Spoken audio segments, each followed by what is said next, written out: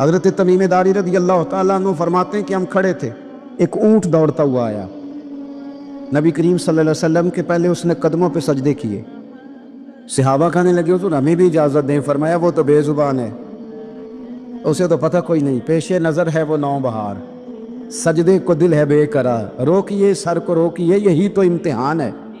فرمایا اسے کیا پتا، تم تو مکلف ہو شریعت کے، تمہیں اجازت نہیں ہے۔ اور اعلیٰ حضرت نے 2 ٹوک لکھا ہے، فرمایا سوائے خدا کے کسی کو تعظیمی سجدہ بھی حرام ہے۔ یہ نوٹ کر لیں میری بات۔ اور اعلیٰ حضرت نے فتاوی رضویہ میں لکھا ہے کسی قبر پہ جاؤ تو 4 ہاتھ دور کھڑے رہو، اللہ کرے آپ کو سمجھ آئے۔ کتنے ہاتھ؟ 4 ہاتھ دور کھڑے رہو، سورۃ فاتحہ پڑھو، درود شریف پڑھو، جس قبر پہ گئے ہو ان کی روح کو اصال ثواب کر، ان کے وسیلے سے دعا مانگو۔ اعلیٰ حضرت فرماتے ہیں قبر کو سجدہ بالاتفاق حرام ہے، طواف قبر کا کرنا بالاتفاق حرام ہے، بوسہ لینے میں اختلاف ہے کہ جائز ہے کہ ناجائز ہے، لیکن بوسے سے بھی چونکہ شک پڑتا ہے تو فرماتے ہیں احمد رضا کی رائے یہ ہے کہ بوسہ لینے سے بھی بچا جائے۔ تو آ گیا تو اس سے اگلی باتیں کرتا ہے، بس خاموش رہ، باادب رہ اور پیچھے رہ۔ تو حضرت تمیم داری کہتے ہیں یہ حدیث اعلیٰ حضرت نے لکھی ہے لمن والعلا میں، فرماتے ہیں کہ اونٹ نے پہلے سجدہ کیا، قدم چومے، پھر اس نے حضور کے کان میں کوئی بات کہی۔ روزے دے دوالے نے غلاماں دیاں ٹولیاں، ایک پیا سندا ہے کروڑاں دیاں بولیاں، یعنی اونٹ نے بات کی تو حضور نے وہ بھی سن لی۔ اعلیٰ حضرت کہتے ہیں جو پناہ میں آتا ہے بچ جاتا ہے۔ کہتے ہیں رسول کریم نے نا اونٹ کی پشت پہ ہاتھ پھیرا اور اللہ کے محبوب فرمانے لگے فکر نہ کر، اب تو آ گیا ہے نا، تو جیسے تو کہے گا ویسے ہی ہو جائے گا، جیسے تو کہے گا ویسے ہی۔ ابن ماجہ میں موجود ہے، پر میں چونکہ فاضل بریلوی رحمۃ اللہ علیہ کی کتاب سے پیش کر رہا ہوں الامن والعلا سے، تو میں اسی انداز میں پیش کر رہا ہوں جس انداز میں وہاں ہے۔ حضرت تمیم داری کہتے ہیں کہ ہماری سمجھ میں بات کوئی نہ آئی، تھوڑی دیر گزری تو کچھ لوگوں نے ہاتھوں میں رسیاں پکڑی ہیں، خنجر پکڑے ہیں، دوڑے آئے، یا رسول اللہ یہ ہمارا اونٹ ہے۔ حضرت تمیم داری کہتے ہیں میں نے دیکھا کہ جب وہ آ گئے نا خنجر لے کے تو اونٹ حضور کے پیچھے چھپ گیا۔ آج لے ان کی پناہ، آج مدد مانگ ان سے، وہ حضور کے پیچھے چھپ گیا۔ تو کہتے ہیں کہ نبی کریم صلی اللہ تعالیٰ علیہ وسلم نے فرمایا کیا مسئلہ بھائی؟ یا رسول اللہ ہمارا اونٹ ہے، ذبح کرنے لگے تھے دوڑ آیا ہے۔ تو حضور فرمانے لگے وہ تو تمہاری شکایت کر رہا ہے۔ وہ کہتا ہے یا رسول اللہ میں نے برسوں ان کی نوکری کی، برسوں میں نے بڑی نوکری کی۔ صحیح کہتا ہے یا رسول اللہ؟ ٹھیک کہتا ہے۔ حضور اب بوڑھا ہو گیا ہوں، تھوڑا زیادہ بوجھ نہیں اٹھا سکتا، تو مجھے ذبح کر کے کھانا چاہتے ہیں، میں مرنا نہیں چاہتا۔ نبی کریم فرمانے لگے اچھے لوگ یہ صلہ دیتے ہیں؟ انہوں نے عرض کی حضور آپ حکم کر دیں، ہم اس کو چھوڑ دیتے ہیں یا رسول اللہ، نہیں ذبح کریں گے، خدمت کریں گے۔ حضور فرمانے لگے نہیں اب میرے پاس آیا ہے نا، اب میں نے واپس نہیں کرنا، آج ہو گیا ہے، آج لے ان کی پناہ، آج مدد مانگ ان سے، آج ہو گیا یا رسول اللہ پھر رکھ لیں۔ حضور نے فرمایا نہیں بھائی پیسے بتاؤ کتنے؟ یا رسول اللہ نہیں کچھ نہیں۔ نبی کریم علیہ السلام نے فرمایا نہیں بتاؤ کتنے، بتاؤ کتنے؟ انہوں نے کہا حضور ایک دفعہ ریٹ لگایا تھا تو 100 دینار لگا تھا۔ حضور نے فرمایا بلال دے دو 100 دینار، 100 دینار دے دیا۔ اعلیٰ حضرت فرماتے ہیں دیکھو ان کی پناہ میں آنے کی برکتیں کتنی ہیں۔ ان سے کہا تم جاؤ، وہ چلے گئے۔ حضور نے پشت پہ ہاتھ پھیرا، فرمایا جا تو آزاد ہے۔ حضرت تمیم داری کہتے ہیں وہ پہلے گیا پھر پلٹ کے آیا، اس نے نبی پاک کے کان میں کو بات کی، کئی باتیں کی، پر میں ایک بات کرتا ہوں، کئی باتیں کی، ایک بات کی تو حضور رو پڑے، اونٹ چلا گیا۔ ہم نے عرض کی حضور یہ کیا کہہ گیا ہے؟ تو محبوب فرمانے لگے یہ کہہ گیا یا رسول اللہ جس طرح آپ نے مجھے چھری سے بچایا ہے، میں دعا کرتا ہوں اللہ آپ کی امت کو جہنم سے محفوظ فرمائے۔ اعلیٰ حضرت کے زمانے میں ایک شخص نے کہہ دیا نبی پاک کا خیال آئے تو نماز ٹوٹ جاتی، عقل ہے نا جی جہاں مرضی لے جاؤ۔ وہ کہنے لگا جی میں نے خالص اللہ کے لیے پڑھنی ہے نا، فلسفہ عجیب، نبی پاک کا خیال آئے تو نماز۔ اعلیٰ حضرت فرمانے لگے تو بڑا ہی پاگل ہے، جب تو کہے گا السلام علیکہ ایھا النبی خیال آئے گا کہ نہیں؟ فرمانے لگے تو بڑا ہی نادان ہے، جب تو کہے گا اللہم صلی علی محمد وعلی خیال آیا کہ نہیں آیا؟ فرمانے لگے تو نبی پاک کی بات کرتا ہے، نماز میں تو ابا اماں کا بھی خیال آتا ہے، ربنا اغفر لی ولوالدی۔ فرمانے لگے ربے کے خیال سے نہیں ٹوٹتی تو مدینے والے کے خیال سے کیسے ٹوٹ گئی؟ فرمانے لگے بڑا ہی بیوقوف ہے تو. اعلیٰ حضرت فرمانے لگے تو کہتے ہیں حضور کا خیال آئے تو ٹوٹ جاتی ہے. فرمانے لگے جب تک حضور کا خیال آئے نہ نماز ہوتی نہیں. جب تک حضور کا خیال نہ آئے نماز ہوتی نہیں, سوال ہی نہیں پیدا ہوتا. لوگوں نے کہا جناب وہ کس طرح؟ تو اعلیٰ حضرت فرمانے لگے اللہ نے کہا قرآن میں واقعی الصلاۃ نماز پڑھو. یہ نہیں بتایا کتنی پڑھنی ہے, اور یہ بھی نہیں بتایا فجر کی کتنی پڑھنی ہے, یہ بھی نہیں بتایا ظہر کی, یہ بھی نہیں بتایا قیام کیسے کرنا ہے, ہمیں یہ بھی نہیں بتایا رکوع کیسے کرنا ہے. ہمیں پتہ کیسے پتہ چلا؟ جب صحابہ نے کہا نا رب کہتا ہے نماز پڑھیں تو کیسے پڑھیں, تو حضور فرمانے لگے سلو کما رأیتمونی اصلی, نماز اس طرح پڑھو کرو جس طرح مجھے پڑھتے ہوئے دیکھتے ہو.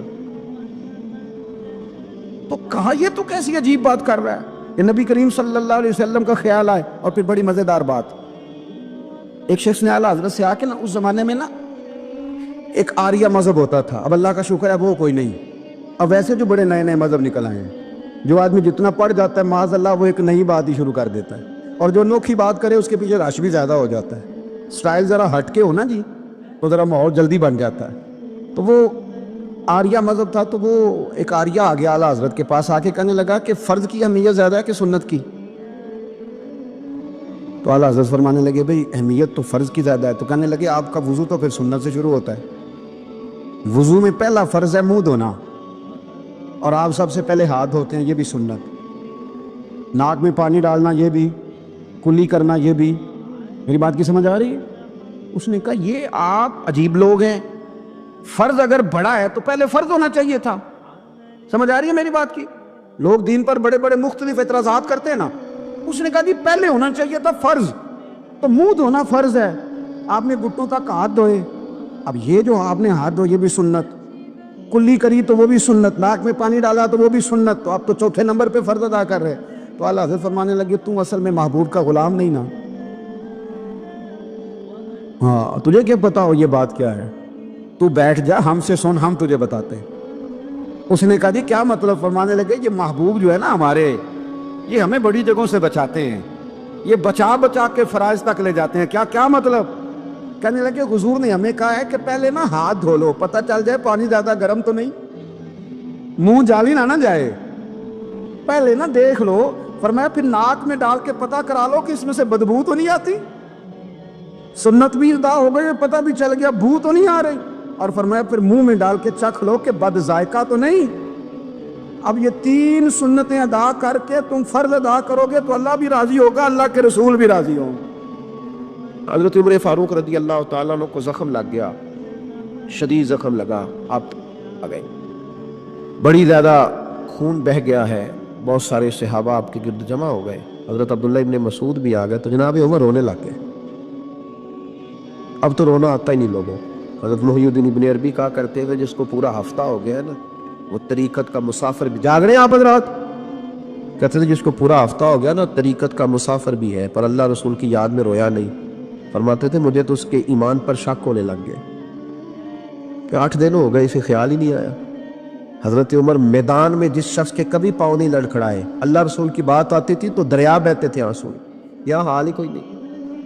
خشک جملے اور جناب موٹے موٹے تراشے ہوئے فکرے اور لفظوں کی ہیرا پھیری, اس کے علاوہ کوئی چیز نظر ہی نہیں آتی. حضرت عمر رونے لگے, آخری وقت ہے, تڑپ رہے ہیں, آنسو بہ رہے. حضرت عبداللہ ابن مسعود آ گئے, انہوں نے کہا عمر تیری ہجرت بھی بڑی باکمال تھی, تیرا اسلام قبول کرنا بھی بڑا ہی باکمال تھا, حضور بھی تجھ سے ہمیشہ راضی رہے. عمر تو روتا کیوں ہے یار؟ بات تو یہ ہے کہ جب تو نے خلافت سنبھالی تو پھر تیرے طریقے بھی باکمال ہی تھے, اور جب تو میدان میں اترتا تھا پھر بھی تیرے معاملات باکمال تھے, اور جب تو مال غنیمت بانٹتا تھا پھر بھی تو باکمال. یار ہر موقع پہ تو باکمال تھا, تو جاتے دفعہ روتا کیوں ہے؟ ان کا استغفار دیکھو, ان کی توبہ دیکھو. حضرت عمر پھر رو پڑے, کہنے لگے عبداللہ لوگوں کو میری نیکیوں کا پتہ ہے, گناہوں کا تو نہیں نا پتہ. وہ تو میں جانتا ہوں یا میرا مالک جانتا ہے نا, نیکیاں تو سب کے سامنے, پر من آنم کے من دانم, جو اندر چھپے ہوئے گناہوں کے ڈھیر ہے وہ تو میں جانتا ہوں. کہا تو نے میرے کلمہ پڑھنے سے لے کر میری حکومت تک میری ساری نیکیاں گنوائی ہیں, اب دعا کر میرے لیے. کہ رب میری نیکیاں اور بدیاں برابر کر دے, مجھے درجہ نہیں چاہیے, بس اللہ مجھے معاف کر دے. درجوں کی ضرورت, درجوں کی ضرورت نہیں ہے. یہاں تو لوگ درجات لے کے بیٹھے. حافظ کہتا ہے کہ میں جتنے آیتیں ہوں گی اتنے میرے درجے بلند ہوں گے. پہلے درجے والا کام تو کوئی کرنا. مولانا کہتے ہیں کہ نور کے ممبر پہ بیٹھوں گا. بھائی پہلے بتا نور کے ممبر کی طرف تیرا سفر بھی جاری ہے کہ نہیں؟ تاجر کہتا ہے کہ میں سخاوت کروں گا تو حضرت عثمان کے ساتھ جگہ ملے گی، پر حضرت عثمان کی سخاوت اور اپنی سخاوت کا فرق بھی دیکھ. مجاہد کہتا ہے کہ میں نبی پاک کے جہاد والے صحابہ کی پشت پہ رہوں گا تو پہلے اپنے کام تو دیکھ. اور جب ساری باتیں سمجھ میں نہ آئے تو پھر اللہ کی بارگاہ میں استغفار کر. پھر بیٹھ. بڑے لوگ استغفار کرتے، معافی چاہتے، اور یہ استغفار پھر اتنا کرم کرتا، اتنی آسانی کرتا، اس قدر بہتری کرتا کہ وہ مانگ تو اپنے گناہوں کی معافی رہے ہوتے تھے اور اللہ رحمتوں کے دروازے کھول دیتا تھا. اللہ ان پر کرم کے دروازے. حضرت امام حسن کے پاس ایک شخص آیا، حضرت امیر معاویہ بھی بیٹھے تھے، تو اس نے امام حسن سے آ کے کہا کہ حضور اولاد نہیں ہے، کوئی دعا کر دیں. توجہ ہے میری بات پر؟ اب بھی لوگ پیروں کے پاس آتے ہیں نا ماشاءاللہ سے، اللہ خیر فرمائے. تو پیر صاحب اگر وظیفہ بتائے تو وظیفہ چونکہ پڑھنا پڑتا ہے، وہ کام مشکل ہے.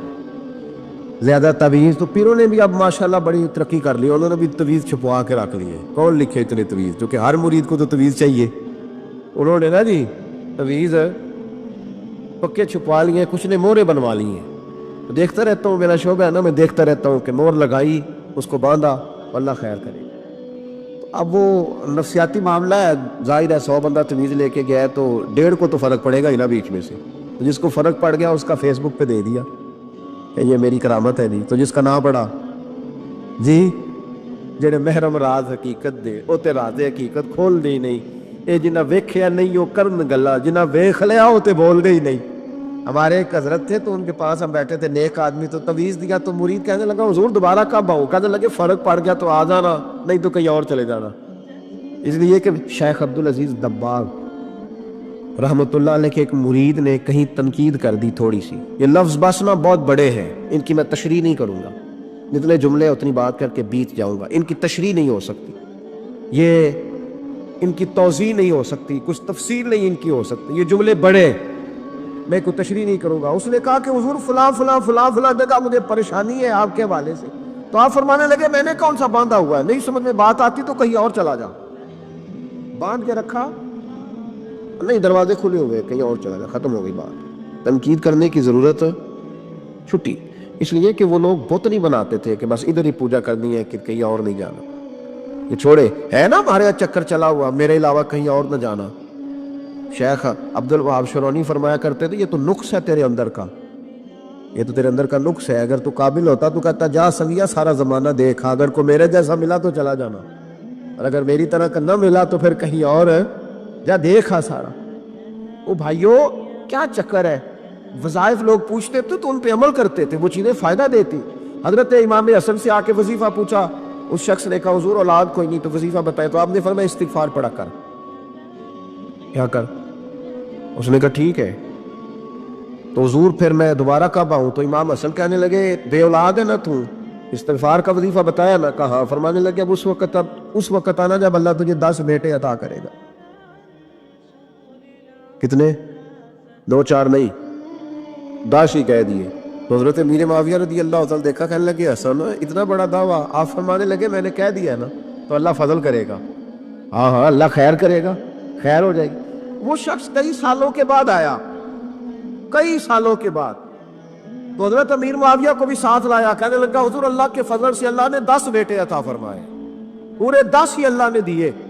تو حضرت امیر معاویہ کہنے لگے جناب بات تو آپ کی سچی ہو گئی، پر مجھے بھی بتائیے وظیفہ کہاں سے لیا؟ فرمانے لگے قرآن پاک سے. سورہ نوح کی 10 11 12 آیت پڑھو. اللہ فرماتے ہیں تم استغفار پڑھو، میں تمہاری بیٹوں سے بھی مدد کروں گا، مالوں سے بھی مدد کروں گا. تو میں نے استغفار بتائی تھی اور قرآن میرے اللہ کا ہے، رب کا وعدہ جھوٹا ہو سکتا؟ فرمایا 10 بیٹے ملنے تھے، میں نے کہہ جو دیا تھا.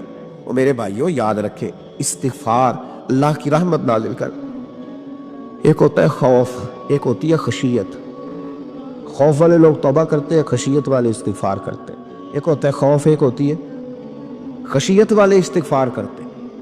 نبی کریم علیہ السلام نے فرمایا میں دن میں 100 مرتبہ استغفار کرتا ہوں. دن میں.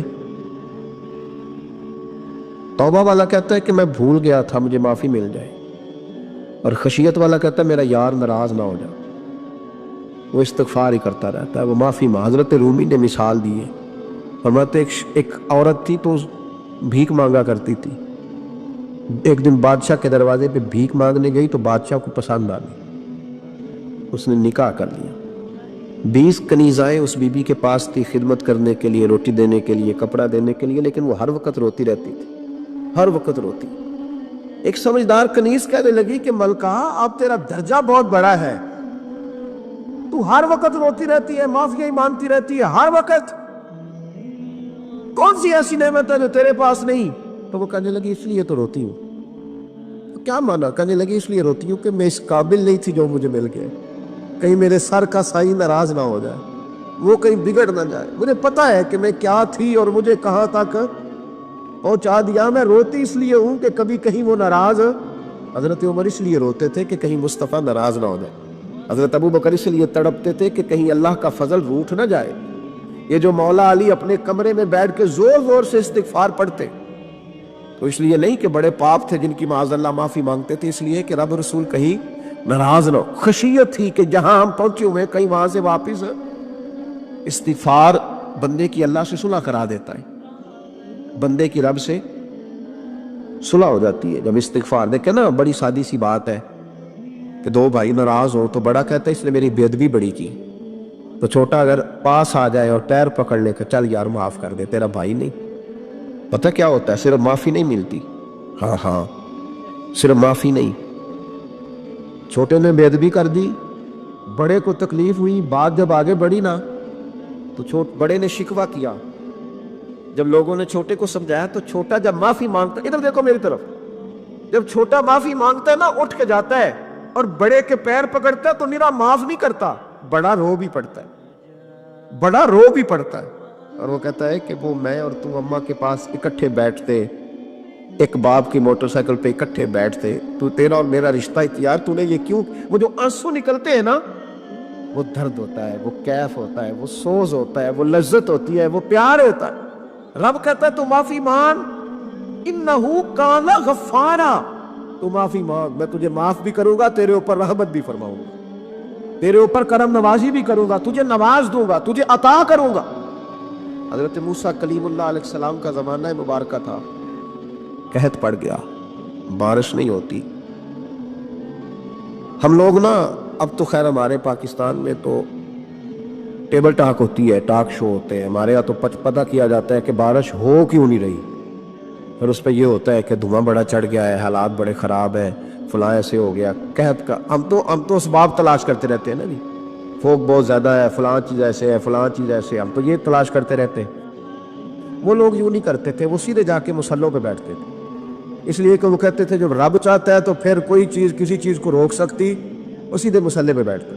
اعلیٰ حضرت فاضل بریلوی رحمۃ اللہ علیہ کے پاس ایک مولانا محمد حسین آئے، وہ فلکیات کے بڑے ماہر تھے، تو اعلیٰ حضرت نے فرمایا ذرا ستاروں کا حساب لگا کے دکھاؤ بارش کب ہوگی؟ کہنے لگا پورا مہینہ تو نہیں ہوگی۔ تو اعلیٰ حضرت رحمۃ اللہ علیہ فرمانے لگے کہو کہ میرا علم کہتا ہے مہینہ نہیں ہوگی، اللہ چاہے تو ابھی ہو سکتی ہے۔ کہنے لگا جی وہ تو ٹھیک ہے پر میرا علم، وہ جیسے روز لوگوں نے پیر نیٹ ٹو سین شاہ صاحب نہیں کھولے ہوتے کہ بارش کب آئے گی، اور اس کی طرف نہ دیکھ، مسلح پہ بیٹھ، مہربانی کر مسلح پہ بیٹھ، اللہ کی بارگاہ میں حاضر ہو، اسے معافی مانگ، اسے منا تاکہ وہ رحمت کی بارش۔ کہنے لگا جی میرا علم کہتا ہے، تو اعلیٰ حضرت فرمانے لگے پھر وہی بات، تو کہے اللہ چاہے تو بارش ابھی، لیکن یہ جو اڑ گئے ہیں نا بیچارے، یہ اڑی گئے ہیں، یہ جہاں الجھ گئے ہیں وہاں یہ لوگ الجھ گئے، اللہ ہمیں الجھنے سے محفوظ فرمائے۔ اعلیٰ حضرت اٹھے تو فرمایا ٹائم کیا ہوا ہے گھڑی پہ؟ کہنے لگا جی 12۔ تو اعلیٰ حضرت نے گھڑی گھمائی، اب کیا بج گیا؟ کہنے لگا 4 بج گئے۔ فرمانے لگے بج گئے نا 4؟ کہنے لگا جی آپ نے گھڑی گھما جو دی ہے۔ فرمانے لگے اللہ بھی جب چاہے تو ستارے گھما دیتا ہے، اللہ بھی ستارے گھما دیتا ہے بارش۔ کہنے لگا جی وہ تو ٹھیک ہے پر مہینہ نہیں ہو سکتی، اڑا ہوا بندہ اس کا کوئی علاج ہے جو اڑ جو جائے، اس کے لیے قرآن کہتا ہے وَإِذَا خَاطَبَهُمُ الْجَاهِلُونَ قَالُوا سَلَامًا، اسے سلوٹ کرو دور سے، اسے کہو تو جان اور تیرا۔ کہنے لگا جی ہو نہیں سکتی پورا مہینہ۔ فرمانے لگے یار تو جا اپنا کام کر۔ وہ شخص کہتا ہے میں نے دروازہ کھولا اعلیٰ حضرت کا، کمرے سے باہر نکلا تو تیز بارش ہو رہی تھی، واپس آیا تو میں نے کہا احمد رضا یہ عقیدہ کہاں سے لیا ہے؟ فرمایا دروازہ مصطفیٰ سے لیا ہے۔ صلی اللہ علیہ وسلم. تو یاد رکھیں کہ اللہ کو منانا چاہیے، استغفار کرنا چاہیے، اس کی برکات. حضرت موسیٰ ساری قوم کو لے کے نکل گئے. آؤ بھائی میدان میں اللہ کی بارگاہ میں استغفار کریں اور بارش کا سوال کریں، بارش مانگے. جب باہر نکلے دیر تک دعائیں ہوتی رہیں تو حضرت موسیٰ علیہ السلام کو رب کریم نے وحی فرمائی کہ موسیٰ آپ کی قوم میں نے ایک شخص ہے جس کو 40 سال ہو گئے نافرمانی کرتے.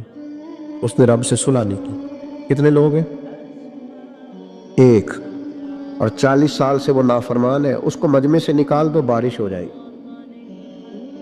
اگر ایک گناہگار کی وجہ سے بارش رک جاتی ہے اور جہاں دروازے کھلے ہوئے ہوں، جہاں تنہائیاں خوفناک ہو، اور جہاں تباہی اتری ہوئی ہو، اور جہاں لوگ کروڑوں روپیہ مال ہڑپ کر گئے ہوں، اور جہاں علماء کو ہاتھ کڑیاں لگا کے ٹھنڈی زمینوں پہ لٹا دیا جائے اور قوم کہہ رہی ہو اچھا ہوا اچھا ہوا، اور لوگ پھبتیاں اڑا رہے ہوں، مذاق کر رہے ہوں، تو پھر اس قوم پہ کس طرح کر کے فضل الہی. اور یہ مولوی کا معاملہ نہیں، یہ تو ممبر رسول کا معاملہ ہے. میرے مصطفیٰ نے یہ نہیں کہا پیر میرا وارث ہے، حضور نے فرمایا عالم میرے دین کے وارث ہے.